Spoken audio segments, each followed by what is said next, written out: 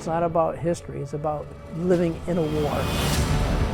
Those stories are told in this book, Namsense, written by Arthur Wiknik Jr. Here's a photo of me. At age 76, his memories from the front lines of Vietnam are still being remembered. This was in February of 1970. We were losing anywhere between 200 and 300 young men killed every week. My parents didn't want me to go.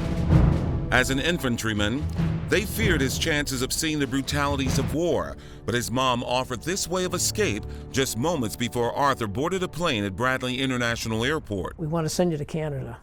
Here's $2,000 to get you on a different flight, and you can get set up in Canada. So I looked at that money, and I thought for a second, I can't do it. I got to go. A brave choice by the man who says he would not be the coward who runs away. In the late 60s, Arthur headed to Vietnam, assigned to the 101st Airborne Division. One of their assignments, the Battle for Hamburger Hill. GIs gave it that nickname because of the number of soldiers who died there. Roughly 65 or 68 young men were killed there, and another 300 wounded. Tough lessons were also learned during the 9-day tour of duty, like the time he neglected to share a can of peaches with his squad while waiting for hours to get into assault position. Nobody else brought food, just me.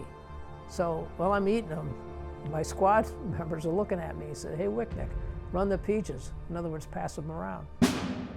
I gobbled them up in front of them. So as a new unit leader, I just set a bad example of not sharing.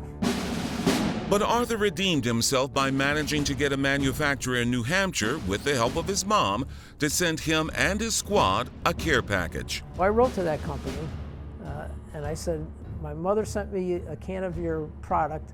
I want to buy a case to share with my guys because I wanted to make up for the peach deal." And about a week and a half later, a whole case of apple juice in little cans shows up. And then there was a letter that says, "Send no money.